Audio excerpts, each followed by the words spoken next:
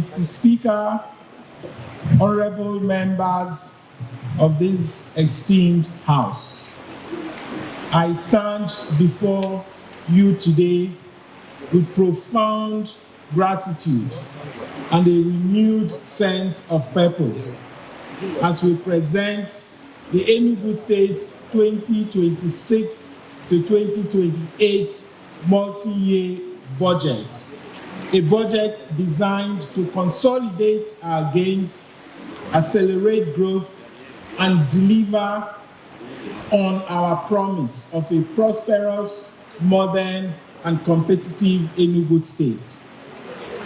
About 1 year ago, when I presented the second full-year budget of this administration, we were still in the early hours of a long night. The vision was clear, the destination defined, but the light was not yet visible. We could sense the dawn, but the sun had not yet broken the horizon. This past year, that changed. 2025 was the moment when the promise of our reforms became visible, when the first clear light of a new day shone across our state and confirmed that the dawn we felt was real. It was the year Enugu moved from anticipation to evidence, from hope to progress, from faith to fulfillment. Today, I am proud to report that we have made tangible strides. These gains are the product of disciplined fiscal management, bold economic reforms, and the rigor of our development agenda. They were reinforced by the diligent oversight of this honorable House. Mr. Speaker, honorable members, I thank you most sincerely for your partnership, for your prompt consideration of the last budget, and for the seriousness with which you have approached these shared mandates. Your cooperation continues to strengthen the bond between the executive and legislative arms of government. And this can only be good for our people. As we approach the third year mark of our first term journey, your collaboration remains essential. It is so because while the 2025 budget yielded significant and encouraging outcomes, 2026 requires sustained action. This is not a year for easing the pace. It is a year of renewed momentum. Why? Because we are planning not just for the next fiscal cycle, but for the next generation. Mr. Speaker, honorable members, just 1 year ago, our tenure was still in its infancy. Many of the reforms we introduced were new, unfamiliar, and demanding. Our bold economic reset, our push to expand the tax net, our insistence on plugging leakages and enforcing fiscal discipline, all of it required courage from government and patience from the people. At that time, many of our early gains were real but modest. And for the average citizen walking through a Owete market, weaving past the stalls, the dust, the traffic, the noise, the big promises we made still felt distant. A trader might have felt the pinch, but not the payoff. he would have heard talk of new schools, new infrastructure, new services.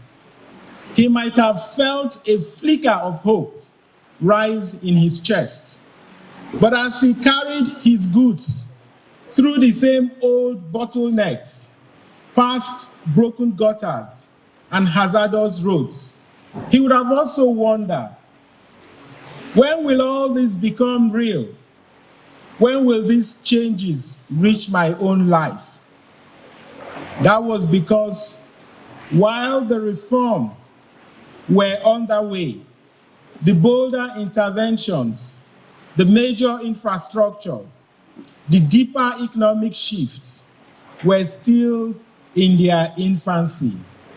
Some were still on paper, others had barely begun. The full picture had not yet come into view. And yet, Ndi Enugu chose to lean in, and that act of faith has been the sun on our face as we raise our gaze to the future. In 2025, the changes we made were no longer abstract.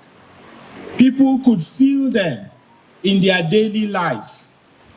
For the father driving to work at dawn, the new road network meant he no longer left home early to navigate potholes that once damaged his vehicle and drained his income.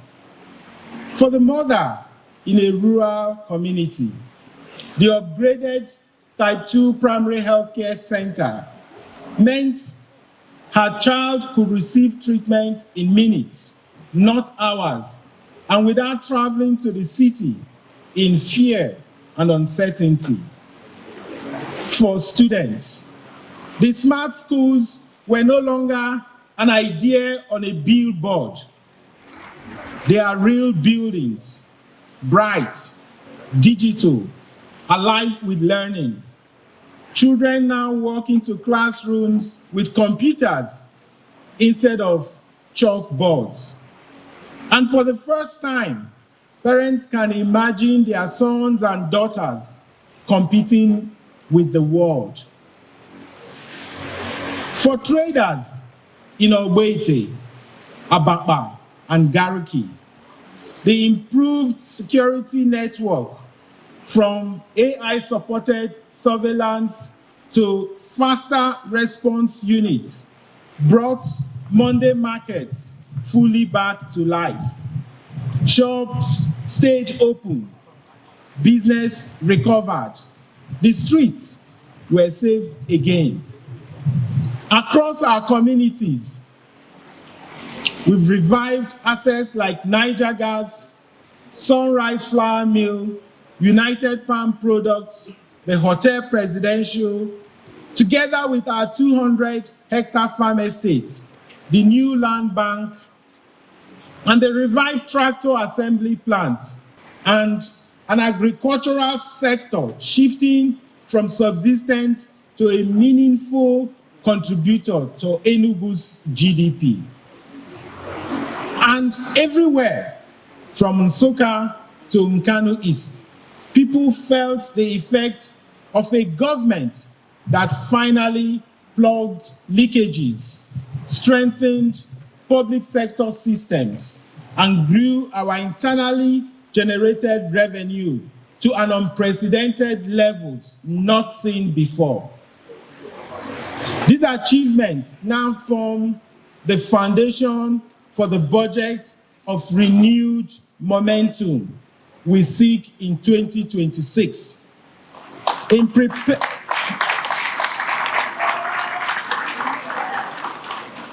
preparing this budget, we listened carefully through our citizens' engagement and community dialogues.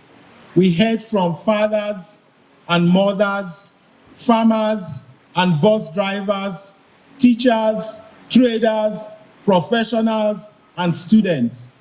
Real people whose daily experiences now reflect the changes we have made.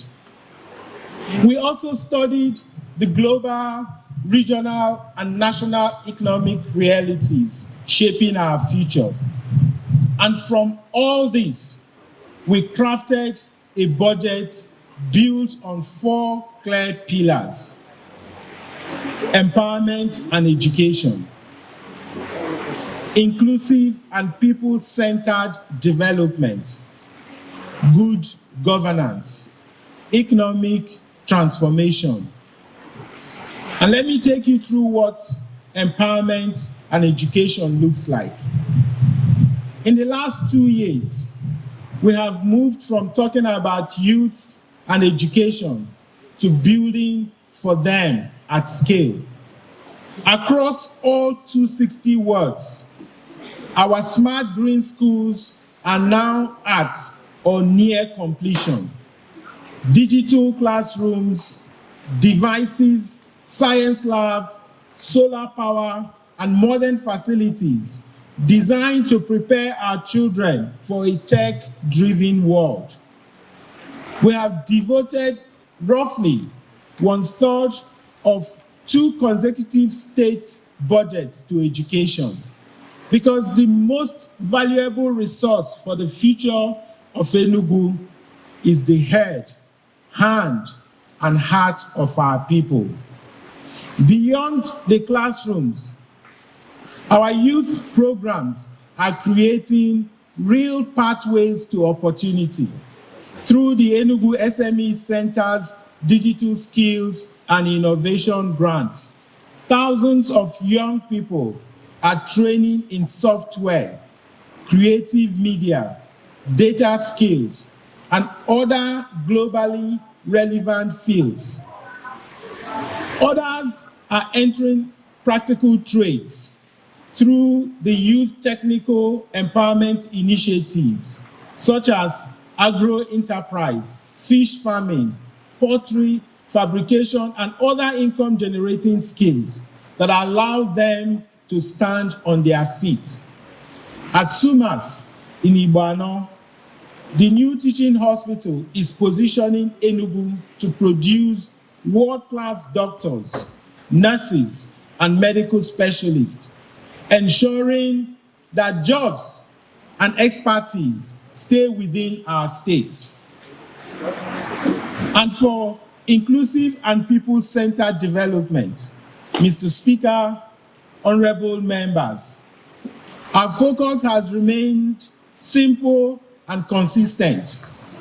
Development must reach real people in real communities. And this year, the progress has been concrete.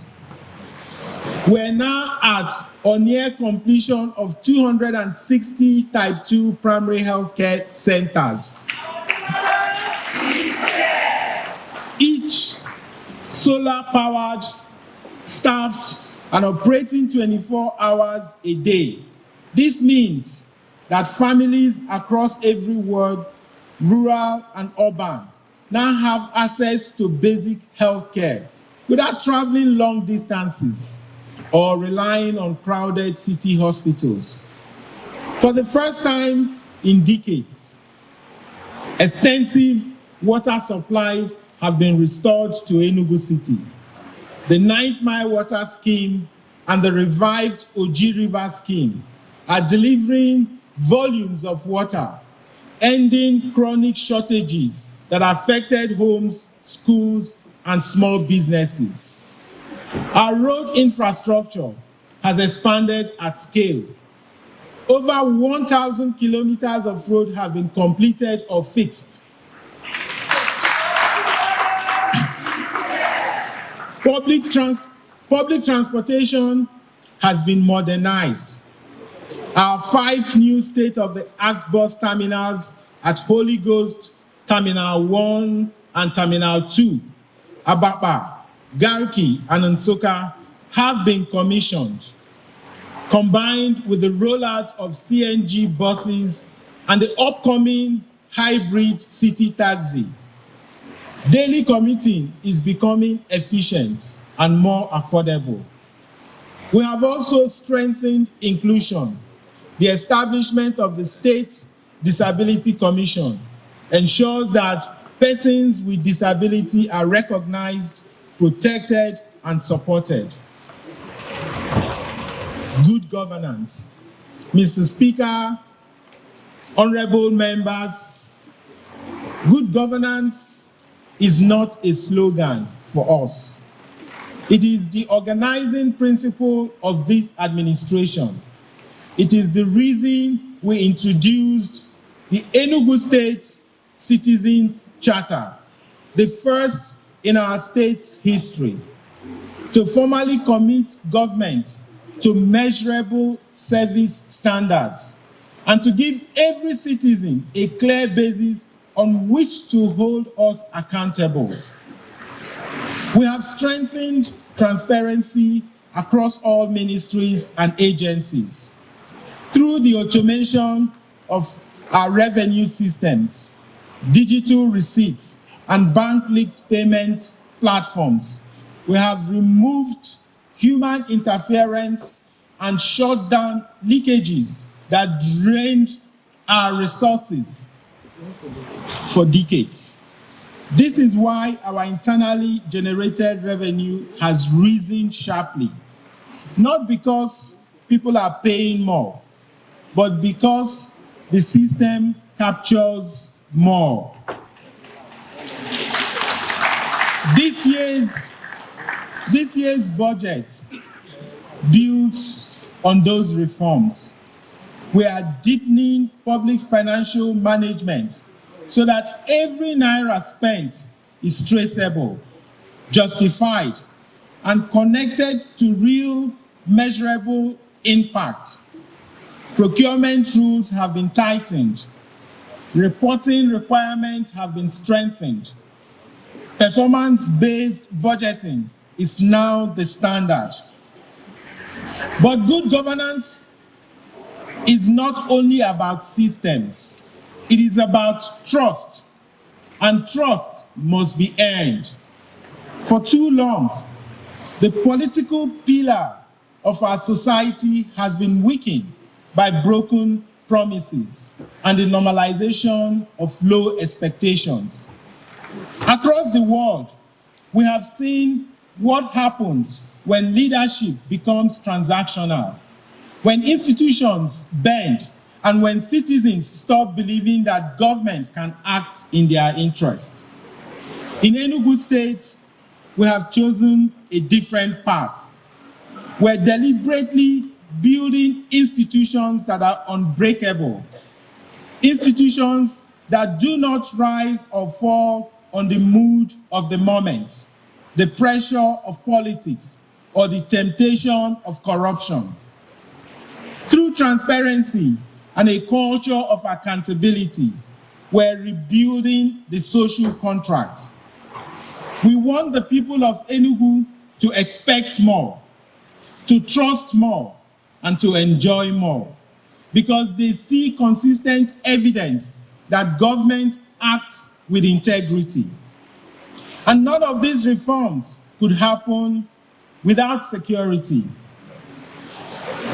Our government cannot earn trust if we cannot guarantee safety. From the outset, we built a tech-driven, intelligence-led security framework anchored in our command and control center with round-the-clock AI surveillance, integrated response units, and coordinated community intelligence. We have achieved over 80% reduction in violent crime. Economic transformation. Mr. Speaker, distinguished members, our economic transformation is not the result of isolated projects.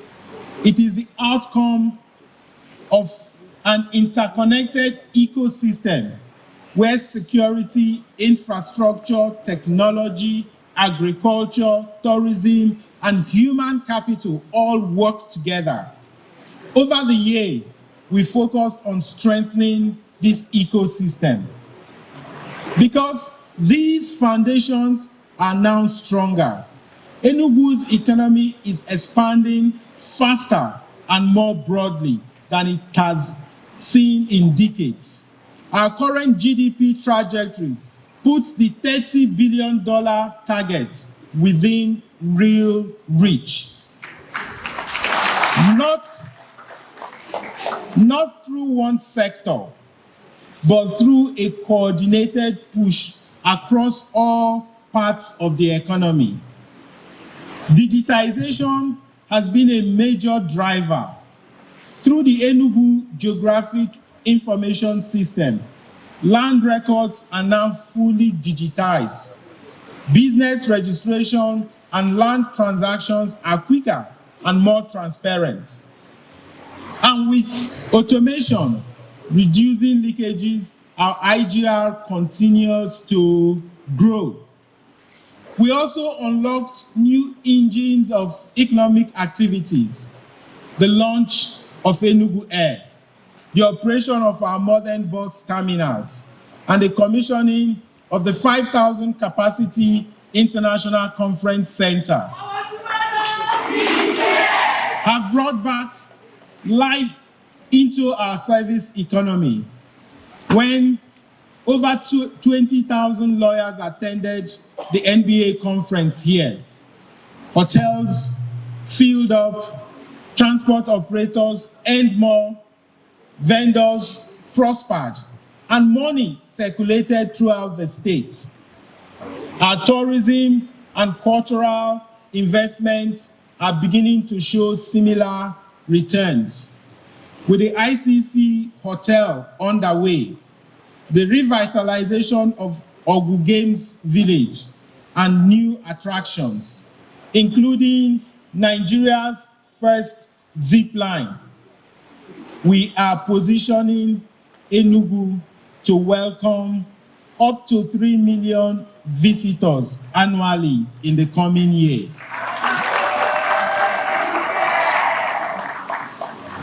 Agriculture remains a major pillar of this transformation. Our 300,000 hectare land bank, smart farm estates in all 17 local government areas, and the tractor assembly plant are shifting farming from subsistence to scale. Thousands of farmers and young people now have access to land mechanization, storage, and processing hubs. Through the Enugu United Palm Products Projects and agro-processing expansion, we are reviving cash crops and strengthening rural incomes.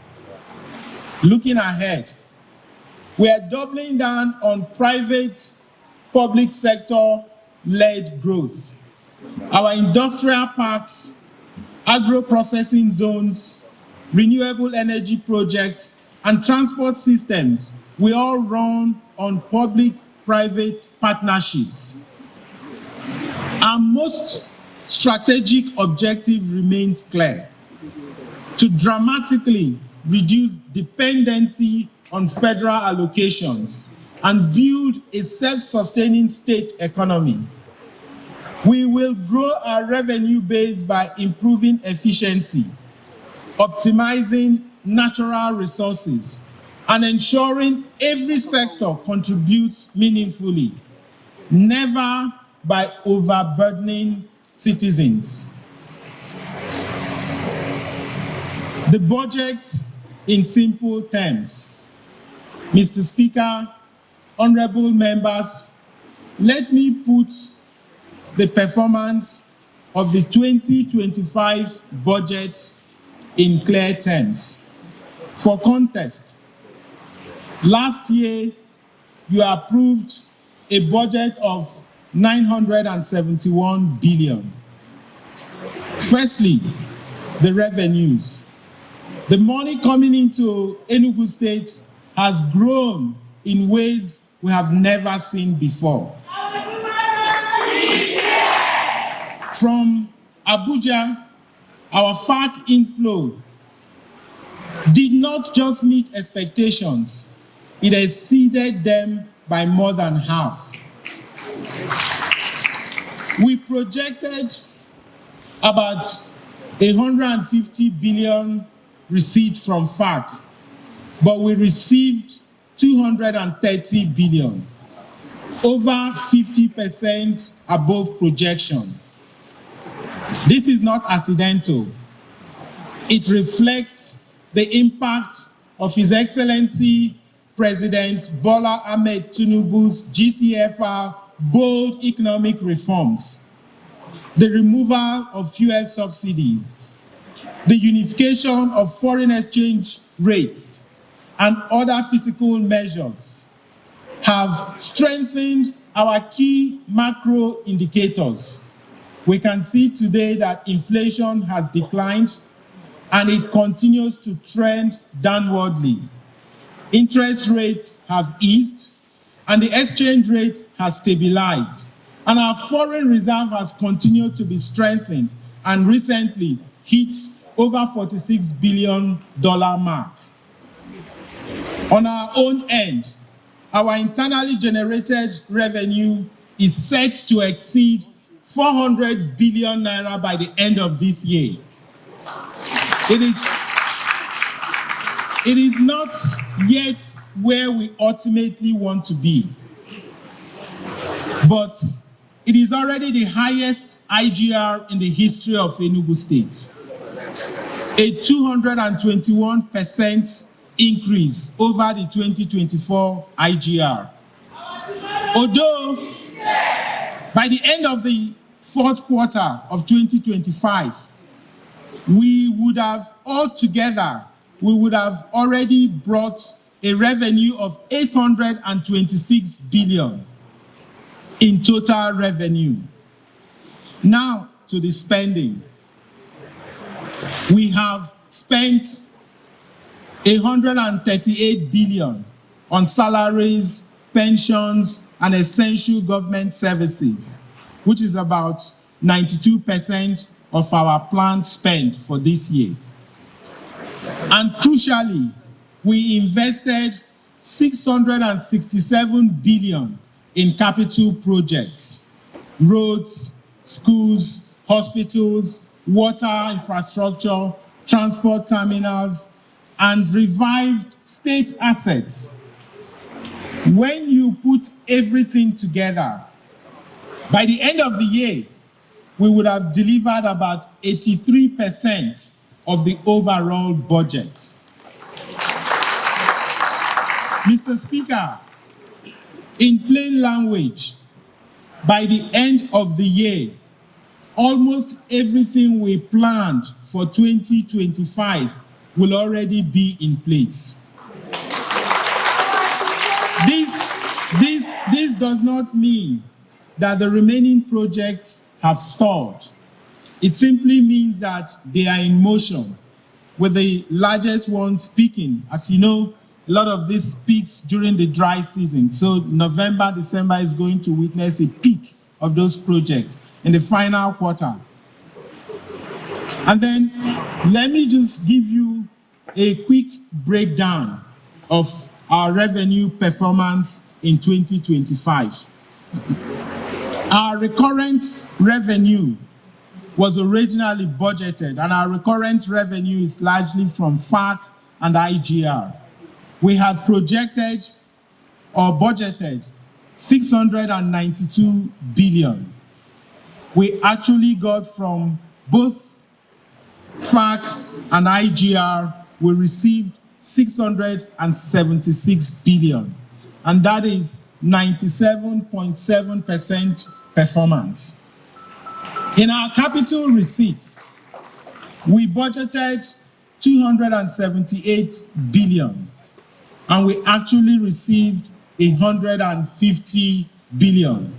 That's a receipt of 53.7%.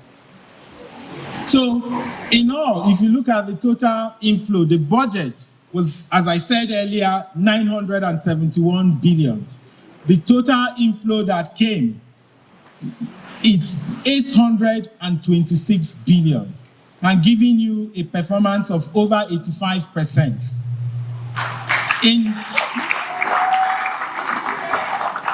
On the expenditure side of things, we budgeted 133 billion on our recurrent expenditure. We came back to you to revise those figures. The revised figure came to 150 billion. The actual as at date, it's 138 billion. Again, giving a performance of 92.2%. In the capital expenditure side of things, we originally budgeted 837 billion. We came to you to revise that figure to 820 billion. And today, the actual spend on the capital side is 667 billion, giving a performance of 81.2%. So overall, the total budget was 971 billion, and the actual, it's 805 billion, giving a performance rate of 82.9%. Mr. Speaker, distinguished members, let me present the overall picture of our 2025 spending in clear terms.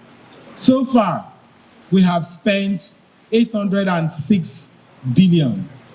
This means we have utilized 97.5% of all the money that came into the state and achieved 83% of the total budget implementation against a revised budget of 971 billion. This is what gives us the momentum we carry into the 2026 to 2028 budget. Mr. Speaker, moving forward into the 2026-2028 budget. In the year ahead, Enugu will move from laying foundations to scaling transformation across every sector. We have built the base. Now we lift the entire system. In education, after completing 260 primary schools, we move upward into secondary and tertiary development with new smart secondary schools and technical and vocational colleges. In infrastructure, we shift from opening roads to delivering an unprecedented expansion, reconnecting communities, markets, and industry across the state. Our transport upgrade steps up sharply. The fleet grows, more buses coming in, more terminals, more taxis, more aircraft, a bigger,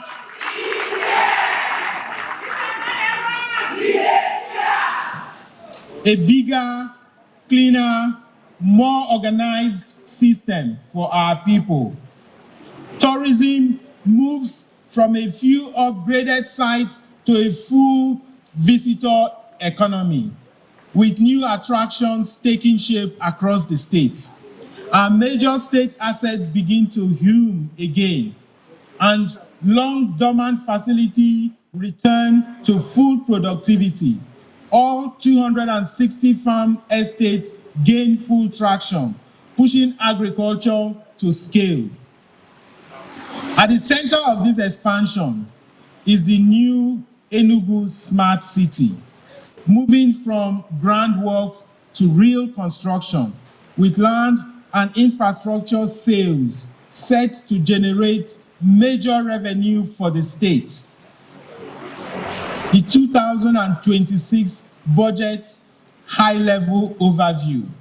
Mr. Speaker, honorable members, with these initiatives in mind, and with our commitment to keep Enugu firmly on its growth path, we have proposed a total budget size of 1.62 trillion naira.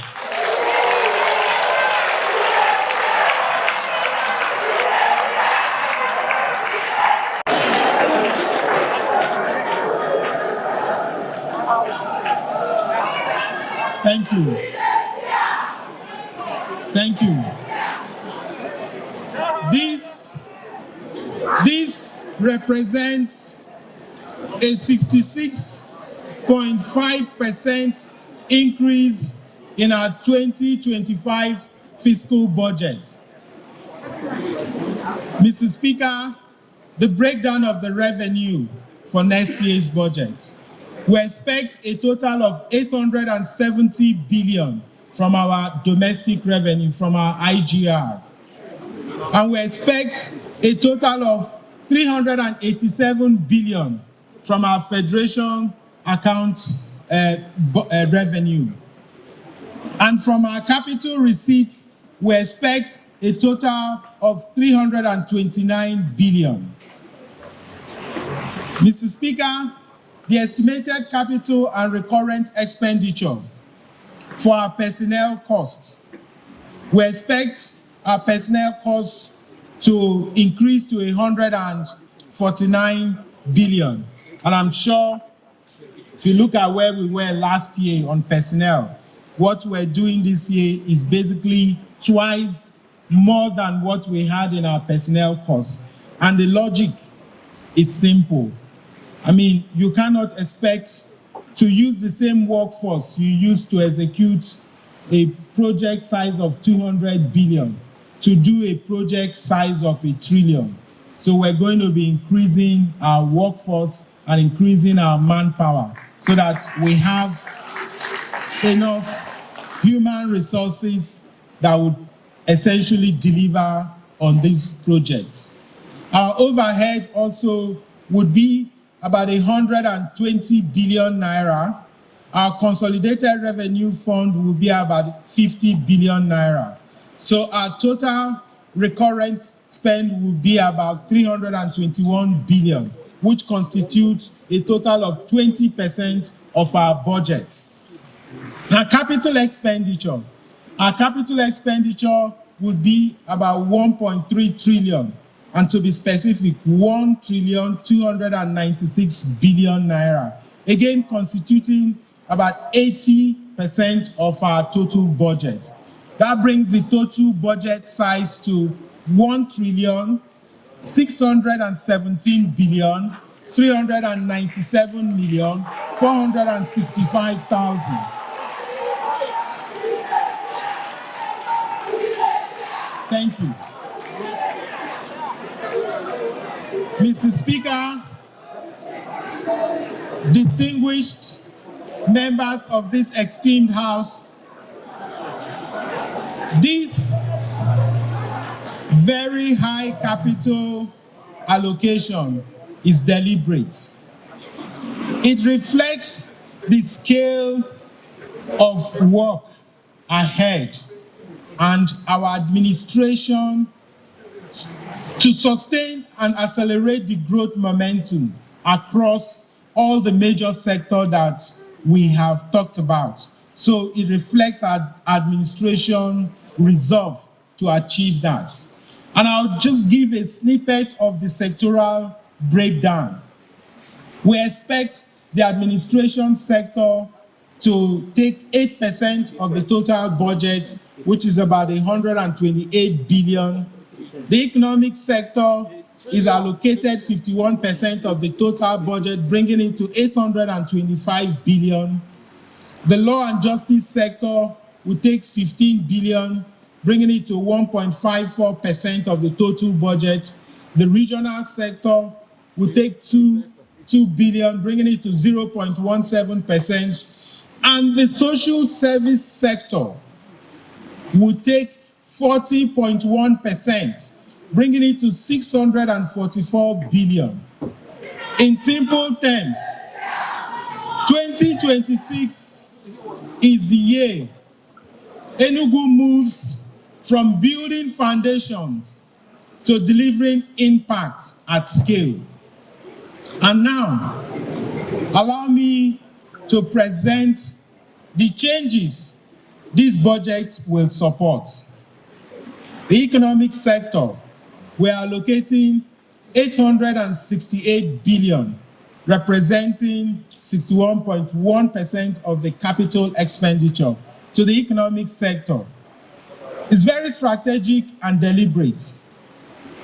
When we invest in agriculture, industry, and trade, we create jobs, reduce poverty, and generate revenue that strengthens the entire economy. The performance of this sector remains central to our vision of achieving a 7-fold GDP growth in Enugu State.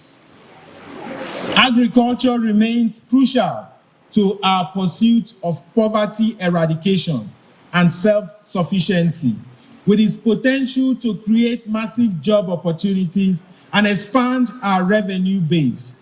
Next year, we will complete the construction of all 260 farm estates.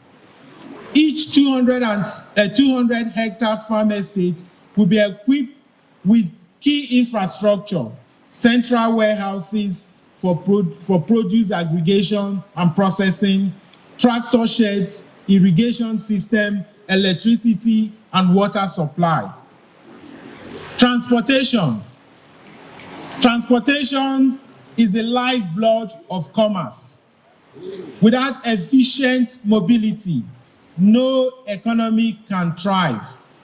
In 2026, we will construct additional 5 new transport terminals located at Emene, Udi, Ogo, Four Corners, and Oboloafo.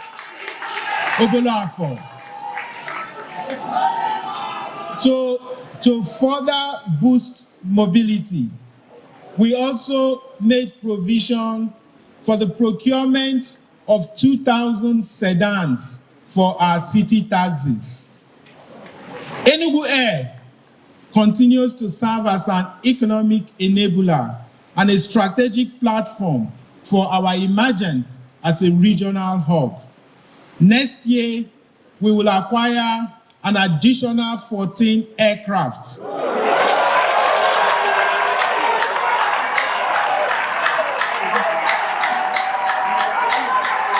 Thank you.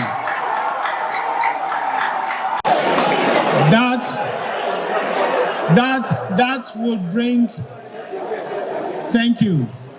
That would bring our total fleet to 20. You may be wondering, how did that mass come about? As you know, we procured 3 aircraft earlier in the year. We have already closed the procurement of additional 3 due to arrive any moment from now, but certainly before Christmas. So we currently have 6 aircrafts. So by procurement of additional 14, it will bring our total fleet to 20. Tourism. Thank you. Tourism. Enugu's natural attractions, its hills, waterfalls, caves, and lush vegetation position the state as a natural tourism destination. We will sustain the major upgrades already underway. This includes the revamp of our home waterfall and caves, Opatu, Nsude, and Ngwo Pine Forest, where we will unveil the first zip line in Nigeria. A similar upgrade will take place at the Akuke Sand Beach next year. Road infrastructure. Quality roads not only aid movement and beautiful cities, they drive growth. In 2026, we will pave 1,200 urban and rural roads, and a significant number of them would be our rural roads. Every local government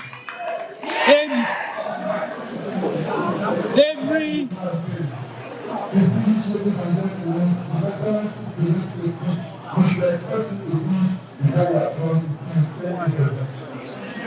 Thank you. Thank you. Every local government area has a major road project in the 2026 budget. We will, of course, complete the 40-kilometer Owo, Obaho, Amankanu, Neke, Ikem dual carriageway, opening a new gateway to the North Central region. The dualization of Abapa-Nike, Ubogo-Nike, Opinsuka Road, one of the busiest economic corridors, will also be completed, as we will also complete the 21.6-kilometer Enugu-Abakaliki Expressway. Thank you.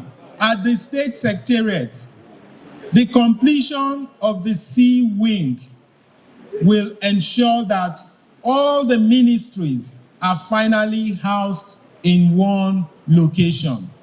So we have captured in our next year's budget the completion of the Sea Wing of our Secretariat. Mr. Speaker, as you know, the Sea Wing has by far the largest number of blocks. And once we've achieved that, all the ministries that are currently scattered in different locations will be housed in one location. Housing. Over 15% of the total budget has been allocated to housing, reflecting our strong focus on mass housing. We would deliver 15,000 mass housing units next year, forming the first phase of the 30,000 unit planned within our first term. The new Enugu Smart City project exemplifies our commitment to creating a world-class environment for residents, work, and recreation. Next year, we will complete its infrastructure. This project is projected to generate a minimum of 300 billion for the state government next year. Social sector. We remain committed to ensuring development reaches every citizen and every community, a central theme of this budget. Next year, we will allocate 20 billion naira to clear long-standing gratuities.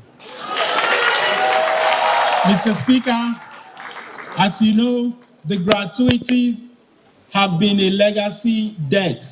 Over the decades, this has continued to hang on our head as government. So we're determined to clear the gratuity, and we have allocated 20 billion.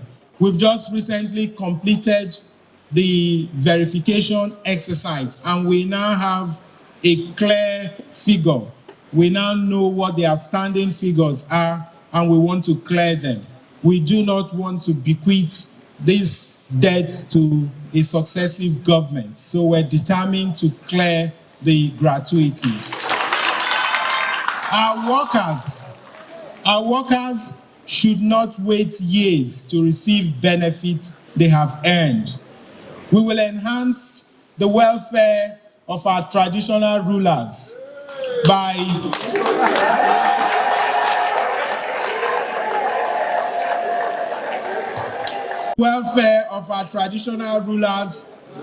procuring vehicles for the principal officers, as well as increasing the salaries of all our traditional rulers. Mr. Speaker, we've also committed. We will ensure that we settle all the severance benefits of our former councillors. So we have also allocated funds for that. Education. Mr. Speaker, distinguished members of this honorable House, education holds a defining place in our development strategy. For the second consecutive year, over 30% of the budget is dedicated to education. This is a deliberate investment to secure the future of our children and build a workforce capable of attracting global investment. With the smart schools infrastructure largely in place, our focus next year shifts to smart secondary schools and technical and vocational education colleges. For us, education remains a permanent frontier. This explains why we have in 2 consecutive budget cycles devoted over 30% of our total budget to the sector. This is not mere symbolism. It is a deliberate investment in our children. Next year will be no different because our greatest asset is in the head, the hand, and the heart of our people. We have boldly demonstrated this again with the 32.27% allocation to education in the 2026 budget. There are some who might look at what we spend on education and cringe. But what we spend currently on education is largely insignificant, weighed against the future social cost of having a disproportionate population of out-of-school children. When we invest in education, we're not just securing the future of our children, but we're also securing our own too, because we already know the price of not investing today in education.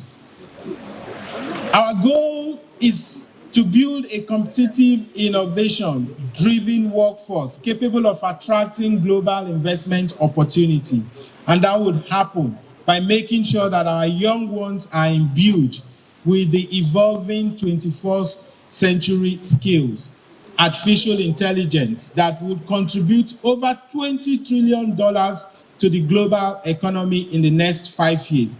Our children must be at the center of that. Healthcare. Our philosophy is simple. Where you live should not determine the quality of healthcare you receive. 10% of the total budget goes to the health sector. The construction of 260 Type 2 primary healthcare centers across all wards will be completed and fully equipped in 2026. We will upgrade 51 secondary healthcare facilities.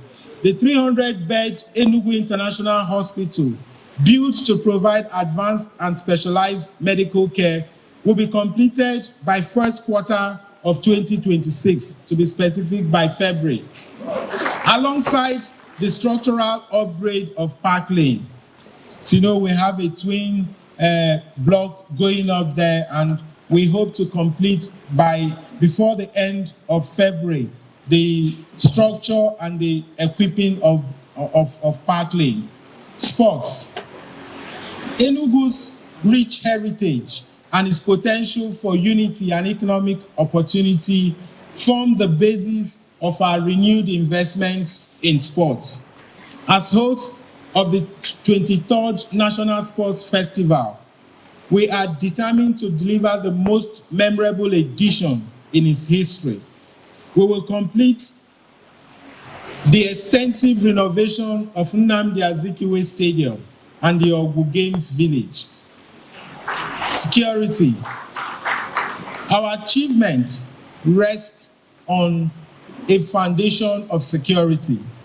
Next year, 11 billion will fund the second phase of our security surveillance system, expanding coverage to areas not included in the first phase and to 12 additional local government areas. Mr. Speaker, distinguished members of this esteemed House, I'm sure that a number of people may be wondering, how are you going to fund all this? And there are valid doubts. I recognize that with a budget of this scale, caution is not only reasonable, it is essential. The first concern, naturally, is revenue performance. This year, despite strong gains, we did not hit 100% of our revenue projections.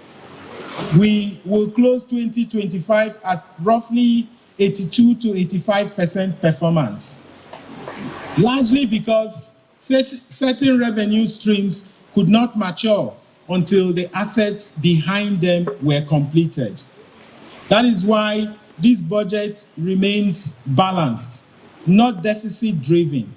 We have matched our ambitions to real, measurable income flows and kept our spending firmly tied to what we can responsibly generate. Next year's revenue projection is higher, close to 1.3 trillion from non-fact sources, and it is right to question that growth. But unlike last year, we now have revenue engines that were not operating before. The bus terminals, the International Conference Center, the Hotel Presidential, revived industries, and the new Enugu City, whose sales and projected revenue will be yielding us at least 300 billion once the final infrastructure phase is ended. These are not theoretical streams. They are assets already built, activated, or in the final stages of completion. Of course, the second concern is capacity, the human resources, the supervision, and the quality control needed to manage a project load far larger than anything Enugu has undertaken before.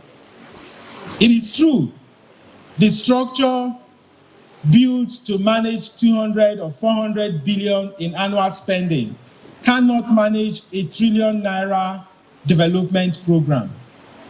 That is why we must expand our workforce, strengthen oversight units, and tighten quality assurance so that as we build more, we also build well. Rapid recruitment carries risks, and we acknowledge them. But acknowledging them is how we guard against them. We will maintain a rigorous selection process and reinforce a monitoring framework that ensures transparency, accountability, and value for money. Weather disruptions is another risk factor. That would also remain a variable, as they were this year. But even with those delays, we still delivered over 80% performance because we stayed disciplined and balanced the books at every step.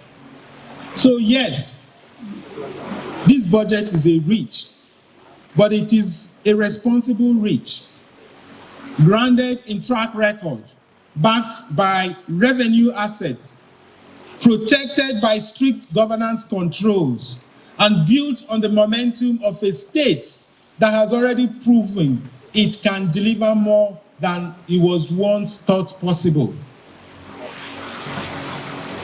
Mr. Speaker, distinguished members, the dawn we spoke of 2 years ago is no longer a promise on the horizon. It is now upon us, revealing roads where there were none, water where there was none, schools now standing in every ward in our state. And now with this budget of renewed momentum, we stand at the edge of a new day.